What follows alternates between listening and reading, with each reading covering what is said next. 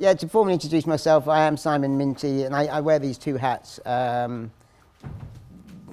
always around disability, but whether I'm training a company or whether I'm involved in the comedy. I should say this is a very relaxed, informal presentation. I'm going to tell you a little bit about myself and kind of how disability can be represented on screen, particularly on television, and then more specifically in comedy. And this was one of the reasons I actually got involved in doing what I do. So it's very relaxed and informal. So I'll take you through. The reason I've linked that, because I've got probably 3 or 4 different clips along the way. Some of them are disability and comedy. It's already been on TV. There's a little bit about an interview that we did about starting Abnormally Funny People.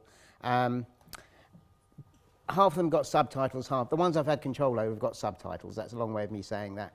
So I was just slightly worried some of you might miss it, but we're going to be okay. I have a booming speaker, so we should be all right.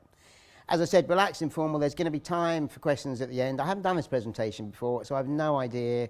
Could be midnight, because I really get into the subject, or it could be about 20 past 4. We'll see how we go.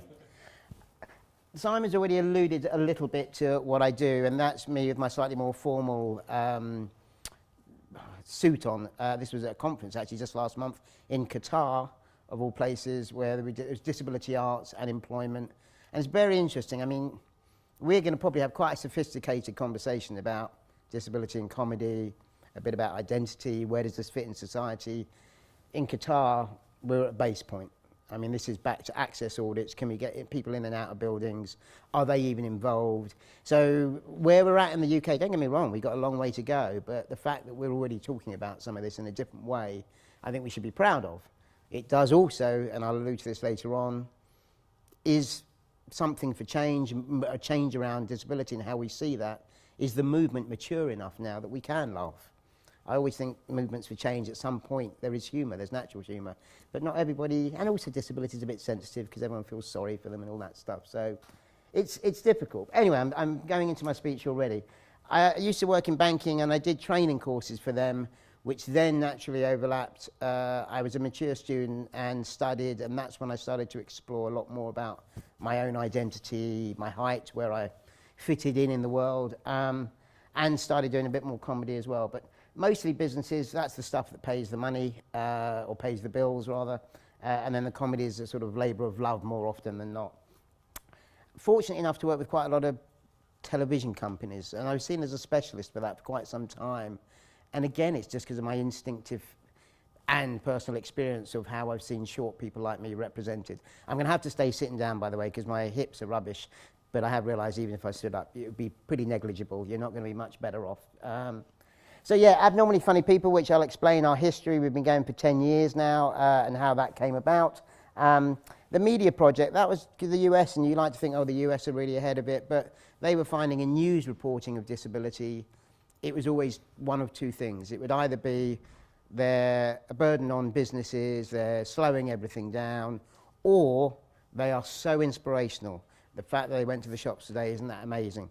And they said we need to set something up to try and temper that. And you allow those extremes, because sometimes that's true. But there's a whole chunk in the middle of a bit more, for want of a better word, normality. And I mentioned the 2005. Always when I do a presentation, I always want to think of something quite topical. And as of Monday, I was struggling. And then we are going to Edinburgh. Abnormally Funny People, the comedy team, are going to Edinburgh this year for our 10th anniversary. And I wrote an email. We've got something like 14 comedians who are going to come up with us. And I wrote an email to them saying, look, here's some preview dates. Hope you're around in July so we can get together. We're trying out some improvisation this year, which we haven't done before. Not at all terrifying. And, one other bit, we were thinking of doing a song. Because there's 14 of you and you won't all be on stage every night, we're going to mix the lineup. We're going to do one song, all of us, all you being a bit silly, we'll splice it together. So we've always got this lovely opener, stroke, closing piece. Now, I thought it was fairly straightforward. And then I got an email back from one of the acts. And this is a disabled comedian, or should I say comedian with a disability, because he just flipped. He said, I can't be doing with this. This whole disability thing is getting out of hand. He said, I'm a comedian who happens to have a disability. I'm not a disabled comedian. this is a perfect debate if we want to for another 3 hours. And then he was like, this song, the song, by the way, was Human by The Killers. If you don't know it, it's quite a lively pop song, but it's are we human, are we dancers, and cut the cord and so on. Now, if you weren't bright, you would kind of think, oh, they're pretending they're dancers and da-da-da. We've gone beyond that. We are ahead of the audience and come out the other side. We're postmodern, ironic, everything. But I think where this guy is, he's still learning this disability in comedy and being on stage thing. And he's at a different point. He was sort of saying, this is pandering to patronising attitudes. All of that, by the way, is me showing that the title of Disability in Comedy is easy. It just shows it isn't. Because we get on really well, and he's a brilliant comedian, but we've already got this clash, and this sort of, what do we do, and how do we balance it? I was actually fine with all of that. The bit that miffed me of all was he wrote back to, CC'd everybody in, and then introduced 2 or 3 people who must be booking agents or managers, who we don't even know, who they then copied in. And that was the only bit that upset me, because the idea of tossing around? That isn't the word, is it? Debating where you fit is really difficult. And being pushed into one corner, or being seen just like that. The bit we wrote back to him, we said, look, you come along, you do all your own material. As comedians, or as abnormally funny people, we have one stipulation. Well, that's not true, we have 2. One is you have a disability of some sort. The second is that you're funny. I don't care whether it's a message, whether there's anger with sharpness, whether you're silly, whether you do slapstick. We don't mind. It's just got to be funny. That's the point. I'm a bit sad. I don't think he's going to come. I think it's really hard because you can do your own shtick. You can go to a mainstream club and happen to be the disabled comedian on the bill or the comedian with a disability. But then you suddenly come together doing what we're doing, and it really is full on. The lovely bit, a lot of our acts have gone beyond that. They just love being part of it and being around it. But I get that. And we've always had 1 or 2 that really struggle to say, you're getting sucked into something they're not quite comfortable with. Okay, great start. Thanks for your welcome. That's the sort of stuff I debate quite a lot. A little bit about me, an excuse to show you 2 silly pictures of me as well. The first one was in my banking days. And by the way, that was in the 90s. People have often said it was just the 70s because of the curtains in the background. But, you know, that's my first home. You just take what you're given. You can't help for anything else. The bit I always struggled with in the bank, I was scared of one day becoming a bank manager and then meeting people and they'd say, what do you do? And I'd have to say a bank manager. Because one of the things I've always felt is I want to be proud of what I do. I don't care what it is, but I've got to be proud enough that I can tell people with confidence. And for those of you who know bank managers, and I think I'd have been an all right bank manager, but I didn't want to be a bank manager. There'd have been a flinchy bit inside of me saying, no, that can't be it. That can't be the end of it. I also used to deal with foreign exchange currency in those days, and most people would come and go from their holiday for 2 weeks, and that was great. But every now and again, someone would come in with 3 different currencies, and they were going off backpacking, and I envied them so much. So I asked the bank 3 times for a sabbatical to take a year out, and they refused me every time. And the 3rd time I wrote and said, clearly, you think I'm destined for the top. You don't want me to take time out. You want to keep me forever. Let's talk about my career progression. And then they said, you can have a year off, which was, I should have seen it come. I called their bluff and they did it back to me.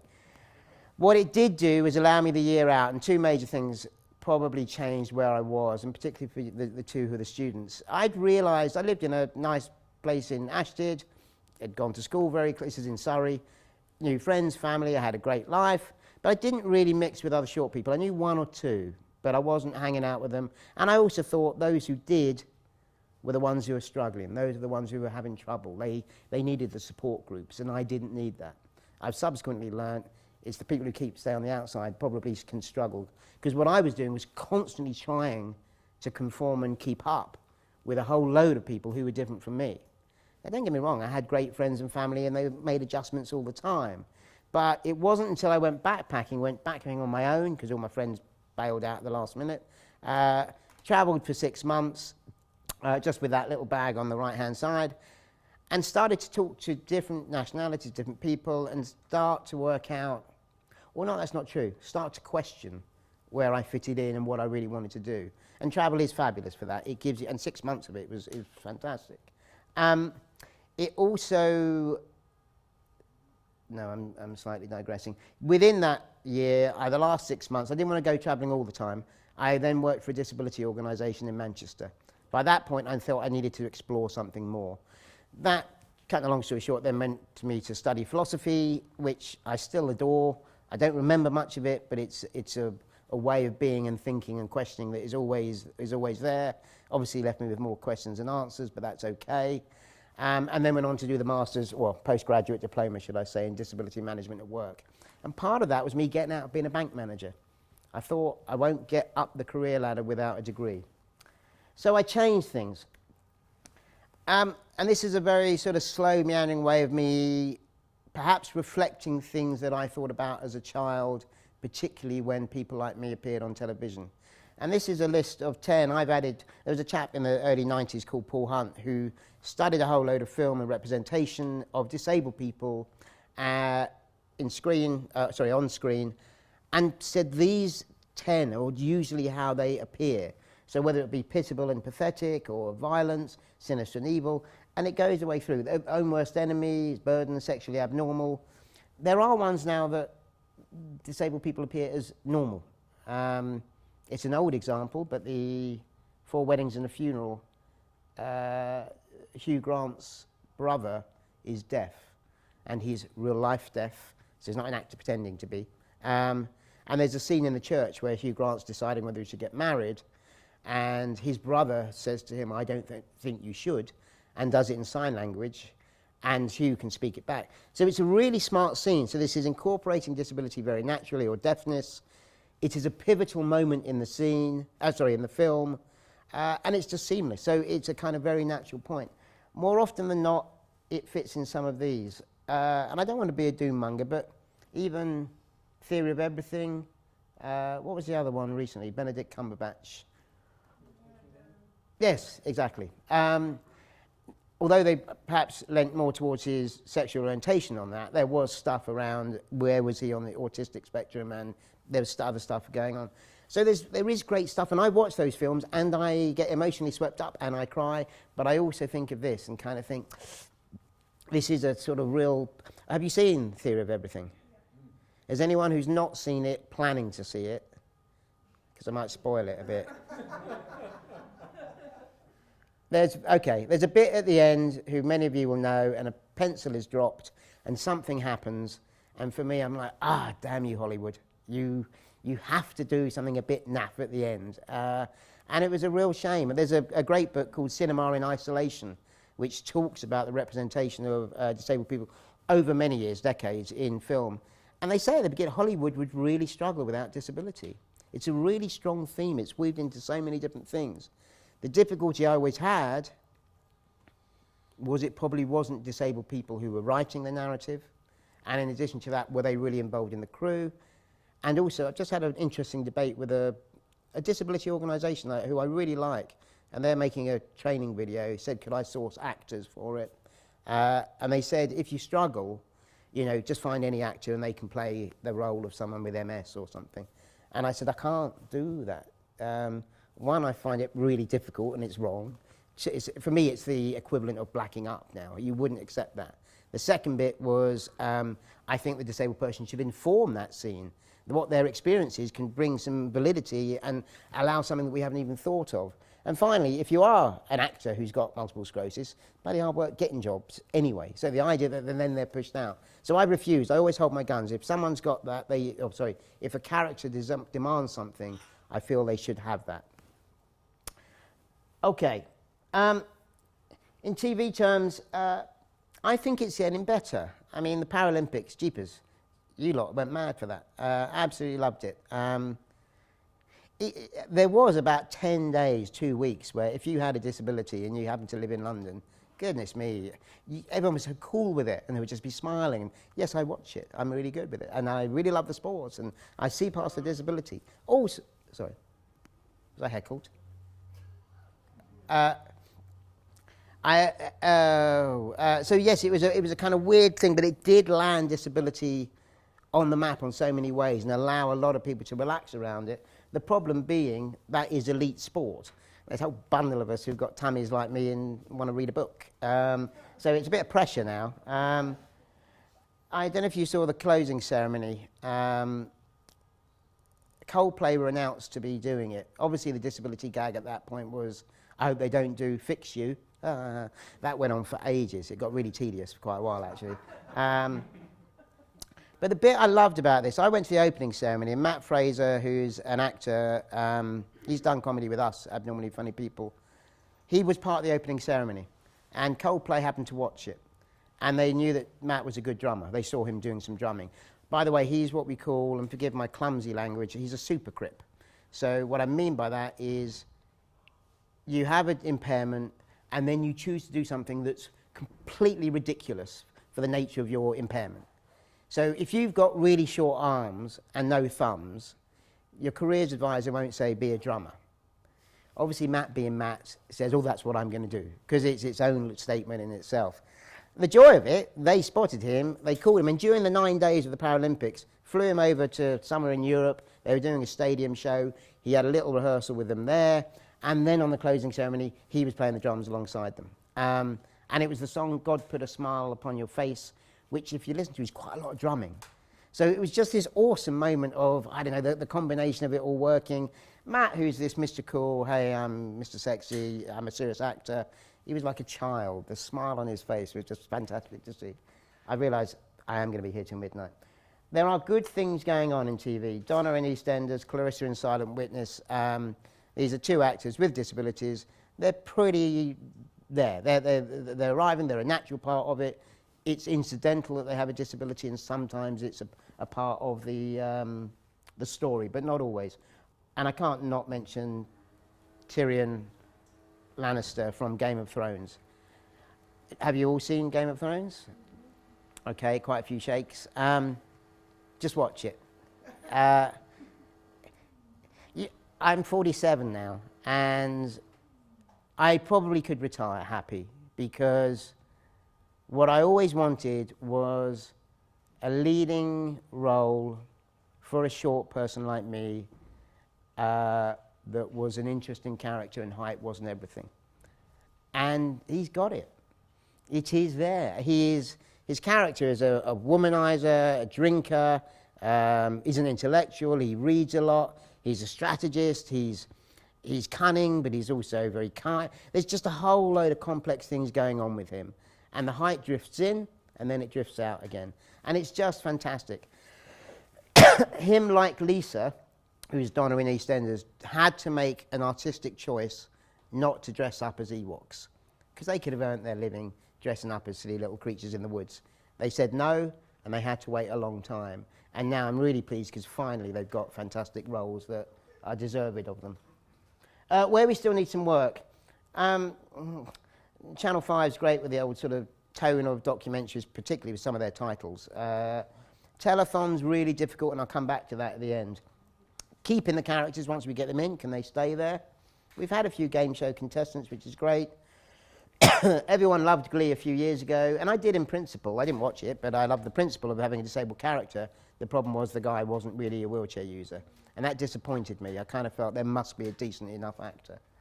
And then we come on to the main subject, comedy. And that's Warwick Davis in Life's Too Short, which, not surprisingly, I got asked to review about 5 times when that came out. And it was all right. I'm really glad it happened. I was slightly miffed because we were at the time talking about an Abnormally Funny People sitcom, and it was them or us, and them got it. So slightly bitter. I'm getting over it. The bit that I was really sad about, I don't mind Gervais's comedy, and I think there's some really good stuff he's done around disability.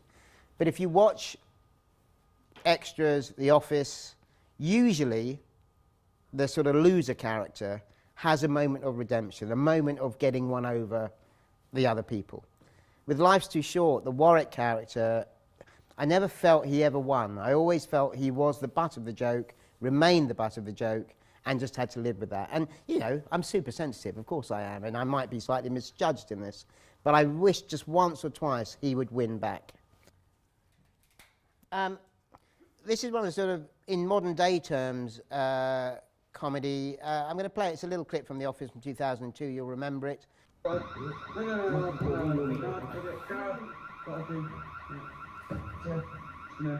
We'll get you out of here, alright?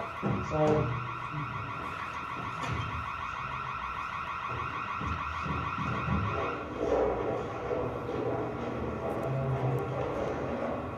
Obviously the lifts are out of bounds in a fire situation, so the important thing is stay put down there. This isn't working, it's stupid. Obviously in a real situation we take all the way down, but this is the drill, so maybe you can leave there. Can't you use the lift? No, not even in the drill, never use it. When the hour, you won't be able to.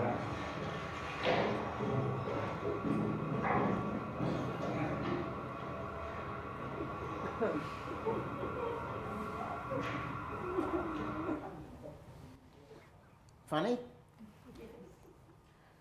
For me, I loved it when it happened, and I think the butt of the joke is on the two office twits who leave her there and then huffing and puffing and I do like the face. She's well, yes, a drill. Can I just use the lift? And it's like, no, and that officiousness that you can kind of get. So in that sense, that I liked it. I do get a couple of your points, as in she doesn't have the right to reply. There's a episode later on in the series where they're all sitting in the pub and Gervais's character can't sit down, so he just sort of pushes her chair out of the way. Now you watch it and you flinch and you can't, there's a lot of that show as well. The reality is that does happen and did happen, so that it's not like it was so bizarre and surreal. It was just people sort of seeing something that they recognise and feeling uncomfortable with it. The difficulty, Julie Fernandez with the actress, she's a wheelchair-using actress. Again, it's back to my little bit of, are these authentic voices? The Office did have an extra thing that gave it a lot of credibility, and that was Asher Taller, who at that point was a script editor for the BBC. He's a wheelchair user, and we'd already done a show with him on radio called Yes Sir I Can Boogie, which was a sketch show, lots of sketches, which, anyway, I'm meandering again, and I was going to do Showbiz Tales, which I can't believe I even tried to do that. So he did lend some authenticity, and I suspect 2 or 3 of those moments using the wheelchair and Julie were from Ash's own experiences. The bit that was different was, as I said, it wasn't written by disabled people. In 2004/5, one of my business clients was Sky Television, and the woman there who was running their kind of division on this was a woman called Kay Allen. And she said, we want more disability on TV, on our screens, on Sky channels. The problem is we don't make any of our own shows. At that point, they imported everything. And they certainly weren't, I mean, they're quite a comedy powerhouse now. They produce a lot of original British comedy. But they didn't at all at that point. So after a few conversations, I said to her, one of my dreams is to go and do stand-up comedy and to do it with other disabled people. 9 months of unbelievable stress, grief. I don't know if any of you have ever been to Edinburgh or put a show on in Edinburgh, maybe. It's a huge amount of work, it really is. And essentially, come January, February, you're agreeing to everything, even if you haven't got a show ready. I mean, you agree to it, give it its title, and then you spend the next 6 months thinking, oh my goodness, we've got to get something ready for this. So we went up to Edinburgh. The joy was having a big machine like Sky Television behind you. They've got marketing people, they've got designers, they've got editors, they've got, well, even they had a call centre up there, which they then would get 15 of their staff every afternoon to come out flyering for us to get people to come along. So we had this whole machine, and that made it so much easier. It's a very expensive thing to do. The bit, well, actually I'm going to slightly jump on. This is my next video. We were interviewed around 2012, myself and the co-producer, Steve Best, who set up Abnormally Funny People. And this is just a little bit of a history and a little bit of how we got to where we are. Again, I'm sorry this isn't subtitled. It's comedy night in London, and the club is packed to see some abnormally funny people. But who are they? I'm Simon Minty, and I'm one of the co-producers of Abnormally Funny People, a team of disabled comedians we set up nearly 7 years ago. And I'm Steve Best, co-producer and co-director of Abnormally Funny People as well. The original idea for Abnormally Funny People, it came from a few things. Sky Television I was working with, and they wanted to back something different around disability. I mean, I knew loads of comedians on the circuit, and a few disabled comedians as well, so between us we kind of put the show together when I played in 1990... 2005. 2005 it was, yeah. So tell us about the rest of the cast. Tony Davis, she's good at cooking. She's just got this energy about her. She's got some great lines, great jokes. Okay, sorry, we're making some ginger.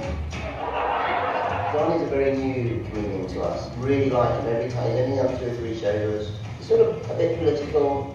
But anyone can do what I actually am is a new thing called working middle class. Allow me to explain. It still means I carry out those middle class activities, but unfortunately I have to do it on a budget. For example, the last time I visited a Waitrose was during the riots last year. Carla's car, I think she's the person I think who's come furthest from where I first met her as a stand-up. I think she's learned so much and she's naturally a funny person. Well, I mean, can you imagine? If my social worker was here and they could see that I can A, smile and B, hold a microphone, oh, they'd take away my benefits. They would. And my blue badge and probably my womb, really. Stella Young is an Australian. I don't think she's a full-time comedian. She's more of a sort of spokesperson. She's an activist. She had a little spark about her. There's mischievousness. She's a bit risky. She's also self-deprecating. So yeah, I thought it was a nice addition. And she brought the that idea of bringing me on as well as the token non-disabled and turning the table around a little bit. Go on. It must take such courage to do. I mean, you get out of bed in the morning with a smile on your face. It's amazing what you people can achieve with a positive attitude. And I just want to say, you're an inspiration. So, disability and comedy. Surely there's some sort of message you're trying to get out there. Very frustrating because people always say, you know, what's your message and are you educating and so on. And our primary purpose, we always say, is about making people laugh. That's the point. And also not playing exclusively to one audience or another. If we want everybody to come and see our show. So there isn't really a message except for just relax, chill out a little bit, have fun with it.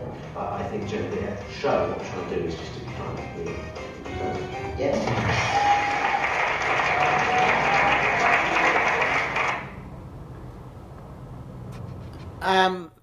Couple of bits I'm going to pick up on that. One, our token non-disabled, who is Steve Best, our co-founder, producer. He's my best mate from school, and he's always been a stand-up comedian since school. When I set it up, or when we set it up, I didn't want to be completely disability. It was a deliberate thing as well as a comedic thing. To have the token non-disabled, we want to give them a chance, you know, we're about inclusion, we feel sorry for them, all that stuff that Stella just did. That's the gag around it. There was a slight worry for me that if it was just disabled people, would we become a disability love fest that you can go so deep and you can get into such stuff which can be great, but then we actually forget there's a whole other audience that we want to appeal to as well. So Steve is a great kind of sounding board, if that's the right word. Occasionally he might say, I just don't get where you've gone with that. So we need to be more sophisticated about the joke or make it more clear. We do a monthly podcast, which Steve is the token non-disabled, and he asks what I find tedious, trivial, boring questions about disability of the guests, because I've been so involved in it for so long. But actually, the feedback we get from the audience is, oh, I'm really glad he asked that. Because they don't. They haven't perhaps got to that level. So it's a balance all the time, but it works as a principle. Stella, sadly, the lady who just did that little bit you laughed at and you're so inspirational, has died. She died about a year ago. And she just won a comedy award in Australia. And it really shook us all up. I mean, one of the saddest bits about working in the field of disability, occasionally people do pop off a little bit quicker. The bit that's great, we're going to be doing the show in mid-July at the Soho Theatre, which will be a kind of tribute, memorial. It can't be sickly, she would kill us. But it will be some really great acts of doing some stuff. If you haven't come across her, do look her up online, because there's some. She did a TED Talk that's kind of got 7 million hits now. she was an awesome person. So then the next one I'm just going to ping through just for a couple of minutes is some of our imagery. And the guy who wrote to me at the beginning of this week saying, I'm really worried this is going to disability, I think some of this affects him, and there is a concern, how do we portray it? For interestingly enough, this was our original. Sky did a lot of the graphics. Of course, the backdrop with the line, the height chart was just, it kind of screamed at you. We had to have something like that. I remember the photographer wanted me to look up. So I'm second from the right. And they wanted me to look up at Steve, who's holding the sign in the middle. And I remember saying, I'm not going to do that, because for me that gives a sort of, it gives away some power. And that sounds really oversensitive again, doesn't it? I can't believe. But it was me saying, no, I think we all need to be strong. It's not us looking at Steve. I don't want him to be the focus. We need to be standing as we are. So these are tiny little bits that are really important to us.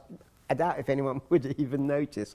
But this imagery of how you present it is difficult. And let's face it, disability in comedy, the fact that you've all come is amazing. It's not a sexy, cool subject. People get a bit concerned about it. This was we'd done some work for a train company, made some videos. I'm going to show one of them a little bit later on. But we also took a lot of photos. I love this picture, and this was taken to be part of their campaign that was encouraging more disabled people and deaf people to go on the train. And they showed it to their focus groups, and they said, we can't use that picture. And we were like, why? And I think there were three reasons. The first was, it gives the impressions that trains are terribly overcrowded these days. Well, that's ridiculous. The second was, poor old Artie, who's bottom left there in the red coat, they said, it looks like she's really being squashed and everyone's pushing her out of the train. And then finally, they were somewhat critical of me, and I'm down on the bottom right, because they felt that I was punching the man in the wheelchair, who seems to be really happy about me punching him, by the way. I just think it's a really lively, fun, silly photo. And it did really well when we used it, but they couldn't use it for their campaign, but maybe all the better for us. This was our Paralympic special. This, for us, went viral. When I say viral, 4,000 or 5,000 pings everywhere. So, you know, not proper viral, but for us, we're very happy. And it was what they call organic. So we just put it up, and then people just started tweeting it around everywhere, or Facebooking, or wherever it went. Obviously, it's cartoon, it's tongue-in-cheek, and the idea also is that we're all doing some sort of sports. That was, along with Peter Dinklage in Game of Thrones, I should have retired after that night as well, or maybe wound up, because I was producing that night, and we're at the Soho Theatre, we're in the proper downstairs part, which is a really cool venue. We had international people. I went out into the audience as we were doing it, and it was sold out, plus it was 3 deep standing room at the back. And it gets me now. I remember just walking around the back and getting goose pimples and kind of going, I'm not going to swear, but in my head I swore at the time. It was like, goodness me, look what we've achieved. This is a sold out, best comedy venue in London, perhaps even in the UK, we can debate that. This is disability, and we're doing comedy, and they're loving it. Now, I think because it was Paralympic week, as I said, you all had a bit of a brain transplant for that week, so maybe that was why it was so amazing. But it was a joy of a show, fabulous to do, and it just was absolute strength, and obviously the joy of being entertaining. This is our latest one. I'd be interested in your views. Well, you can see we've kept the cartoon imagery. We've got a lot of people. When I work with the employers, the big companies, they always say to me, we have staff who won't declare that they have an impairment or a disability. How do we get people to do that? I said, start up a comedy club. They will come out of the woodwork. We have people go, I've got diabetes. Does that count? Can I be part of it? It is any excuse to have it. We have a sort of threshold, and we've kept it that people need they need to be doing their own gigs. We're not a training centre per se. I like it. What do you think? Is it a bit gimmicky? Is it a bit cartoony? Is it a bit patronising?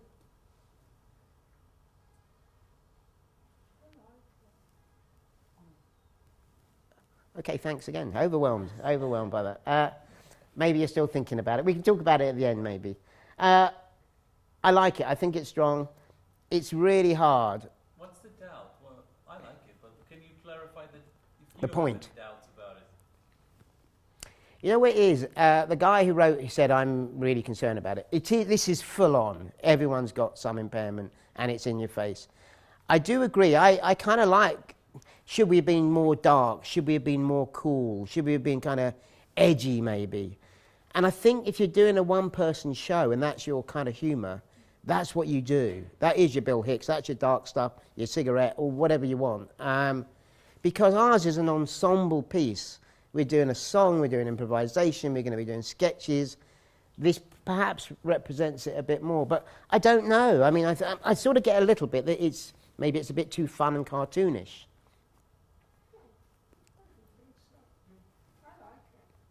Well, that's very kind of you. I mean, and also, those three of you who think that's awful are not going to tell me anyway, right? So I kind of accept that.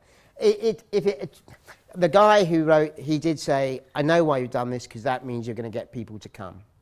One of the things I did write back to him is, we don't do disability angry. If you want to be smart with it and angry, that's fine, but we're not. He suggested this thrash metal song, by the way, which would have been horrendous to do. So we're not out there overtly. I like the fact all our comedians do their own stuff and then come to us and we do something a bit different and go outside our comfort zone. Okay. Getting towards the end of my... Oh, no, actually, I've got a couple more bits. This was just a little sketch I wanted to show you. I mentioned the train company we work for, and this was a sketch we did for them, which I happily laugh at all the time. So my apologies for being a bit of an idiot. It's a few years old, but I hope you like it.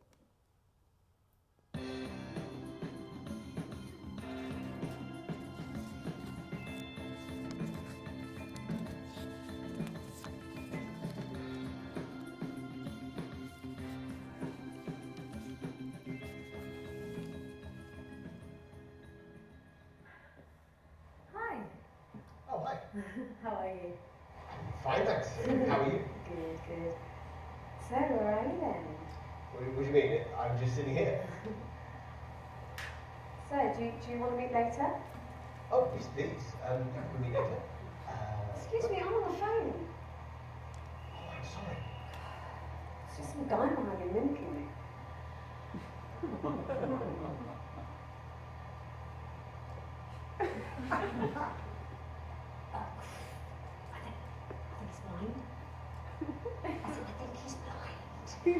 Yes, but I'm not deaf. Okay. Alright, see you later. Bye. Thanks for laughing. I really like it. I get a feeling that it may be an old concept or an old idea, but it just worked really well for us on that one. So yeah, these are my two slides that have got a bit of proper information rather than just pictures. This was my bit, and I mentioned at the beginning, why did I get involved in this? I have constantly had a debate internally because there are people who are short in entertainment. I know a very gifted actor or actress who's always been around theatre, but she deliberately chose not to go into it because she felt she was always going to push down a certain route. And that really disappoints me because you kind of think this was a very talented person who would have been fantastic at a load of things, but because of the way things are set up or how people perceive her. And I think for a long time I had that resistance too. I have a completely contradictory nature. If you say to me, I think you're known for comedy, I'll say, no, I'm a serious business consultant because I want respect.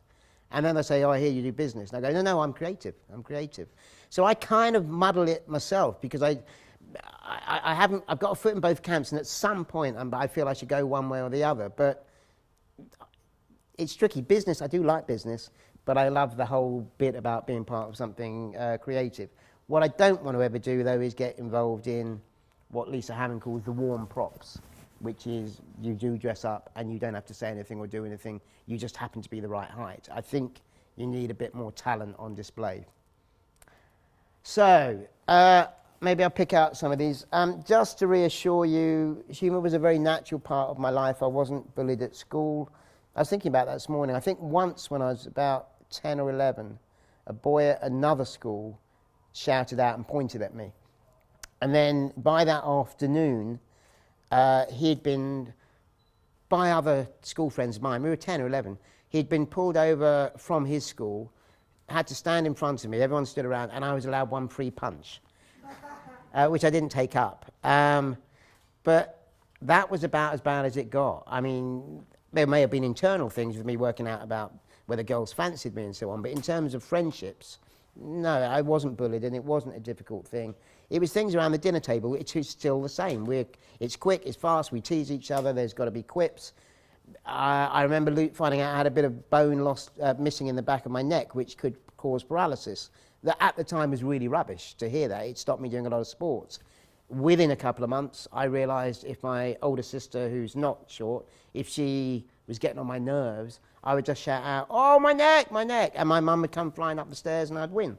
So these sort of things, you know, it was part of, you tease about it, your family, that's kind of what you do. I'd learned Monty Python sketches, I know it's a cliche, I think half Monty Python stuff's awful, but there are some gems and I would learn them with friends, we would re-record them back and forth. I also know it's a brilliant icebreaker, and whether that's business, whether that's social, to be witty or to have a little gag can be great for cutting through a lot of stuff. I've already mentioned Steve, and I shared a flat with him when he was starting out as a mainstream sort of stand-up, although that was alternative then, I guess. And I used to go to every show with my notebook, and I was always looking for what we call the double-up laugh, where to get a laugh's great, but when the audience bent over, because they couldn't stop themselves, that was a proper tick, and that sometimes drifted into the spontaneous applause. So they're doubled over, they can't believe it, and then they just start clapping out of nowhere. Clapping's rubbish if you're a comedian normally, but it's all right, and that's why things like theatres are quite difficult, because you want to clap, not laugh. But it's okay if it's on the back of 2 or 3 other gags. The other bit I always envied is he never got up. I had to get up every morning and go to the bank. He didn't, and I thought, I need a job like that. And still, I still prefer that. Bucket list: to do a show every night, to perform at the Edinburgh Festival. I'm really chuffed, I'm really proud. It doesn't mean to say I want to keep doing it, but the fact that I did it and it went okay, and I kind of cleansed something, or I tried something out, was really powerful for me. Disability arts is strong. We're really great in the UK. We have a really thriving disability arts scene, but comedy was always not really there when I used to go and see it, or if it was, oh my life, it was so poor. Or, like I said, it was aimed at other disabled people. So the mainstream, and that's fine, you're allowed that, but if you want to broaden it out, I want everyone laughing. I don't want just one group. I've said about a mature movement being able to laugh, and also raising the bar. Blind people bumping into lampposts isn't hilarious. Jokes about me smoking or not isn't hilarious. These are tired, lazy jokes. The bar should be raised. But I do like non-disabled comedians who do jokes about disability as well. I don't think it should be a taboo. And finally, we're writing our own material.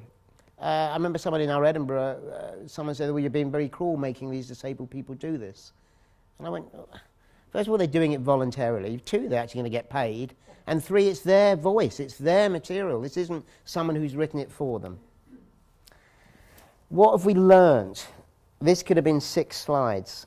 The authentic voice of a disabled person can be very, very funny. Not all of them, though.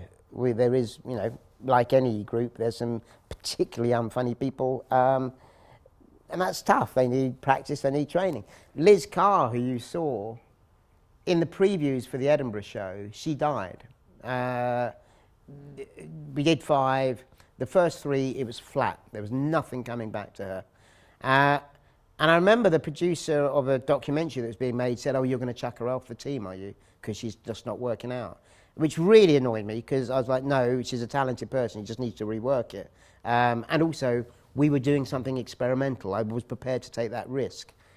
She was smart. The best, you don't have to tell someone they're not funny. Just get them in front of an audience. If it's flat, they'll know it. And then they start thinking, I've got to do this a different way. And Liz reworked it. Probably by the end of it was the strongest of us. She just had really sharp stuff. I've said, or you saw it in the document, what's our message? Oh, it's not a message. We're just doing what we like. I know there's education, I know there's all that stuff that comes with it, but that's not why we do it. We do it because we love it. I've mentioned the token. The lovely bit, as I said, they all go out and earn their living. Some do other things now.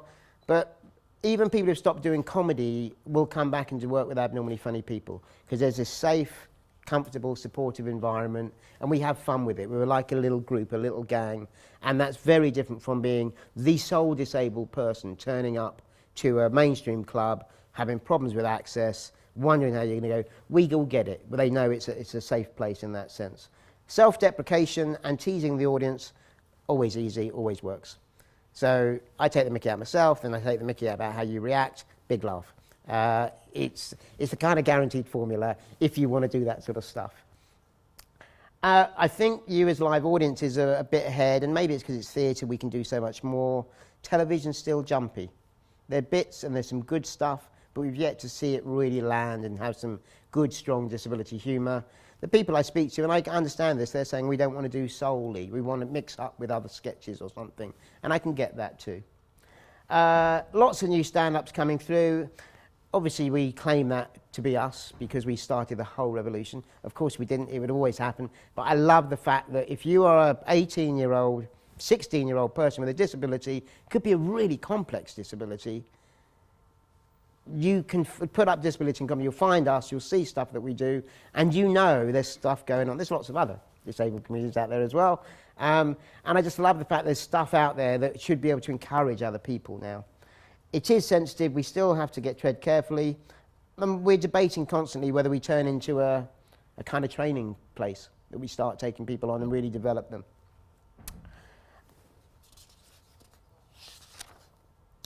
This is my last slide. This is something last clip, something we made very recently. Again, we had a bit of turmoil for this. This was Barclays Bank sponsor our podcast. I'm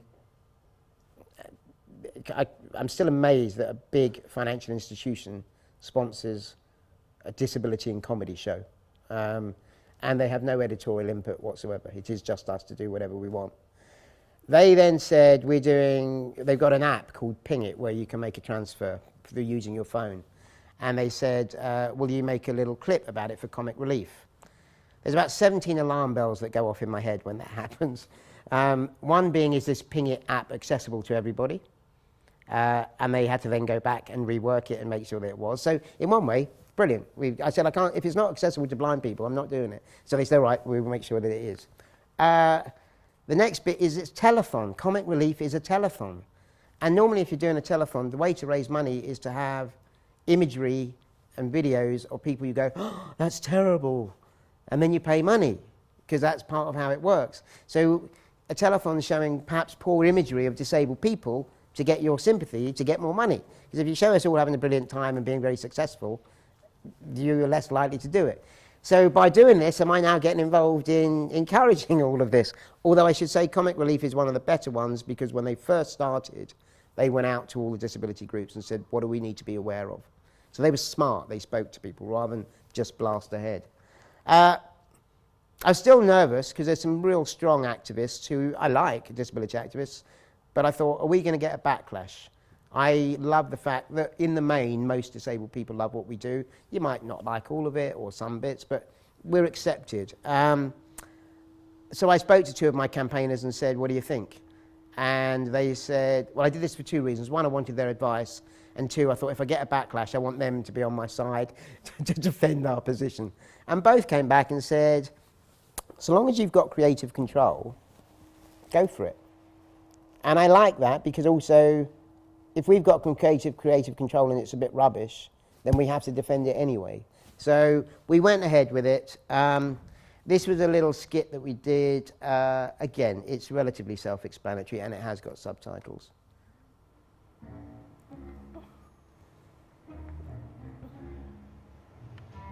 What boy band are you Googling? Okay, I have to just be really crass here. Did you spot the close-up behind his ear? Fine. I'll start it again.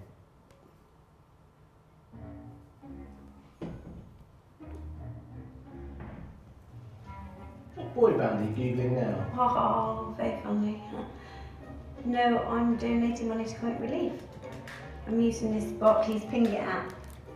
And it's really easy to give even more. You just add 25% on top of your donation with gift aid, and it doesn't even cost you a penny more. Babe, we're having a problem with this. Okay, we'll just turn it off and then on again. That will reset it. No, that's the problem I have. Oh. Is it a deaf thing? Is it because you can't hear the ping on there? No, when you send the money, they send you a confirmation text. That's good. The problem I have is that you're using my phone. Oh. Why have you got One Direction wallpaper? It's a Zayn thing. Oh yeah, look, I've done most of it for you. Just enter your pin there. Ooh, pat on the back for being so generous. Well, I hope you're still going to donate. Oh yeah, of course I am.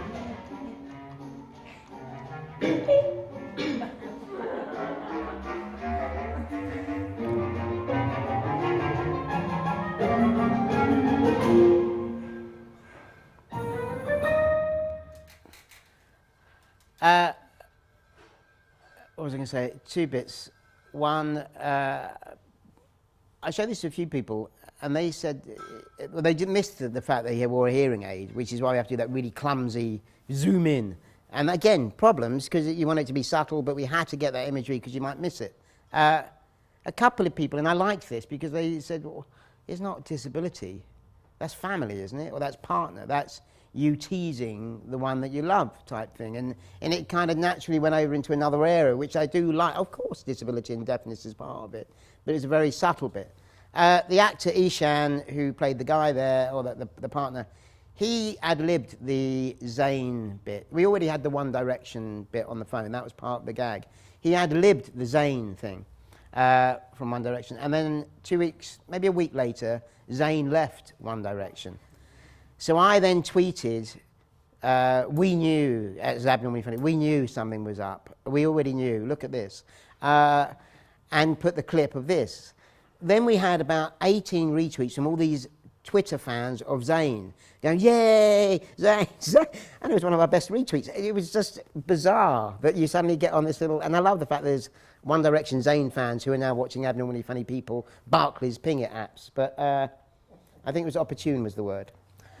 I'm pretty much there. There was two bits I'm just going to show. Oh, sorry. Because you are academics, a couple of, or 4 books which might be worth a read if you haven't already. Some of these are a little bit old. Although the other 2, Why Are You Pretending to Be Normal? It basically explains the social model, and it's a very good book for someone who becomes newly disabled. It talks about what I talked about, where you spend your life trying to keep up rather than acknowledging I might need an adjustment, I might need to do it differently. And Tom Shakespeare, who is controversial in the terms of disability in academia, what I love about him is he will press buttons. He doesn't just go along with a dogma or an accepted norm. Don't necessarily agree with everything that he said, but the fact that he exists and challenges it and tries to move it on is very important. And then there's a couple of classics, which are The Pride Against Prejudice and Disability Politics. Our contact details are there. I'm going to stop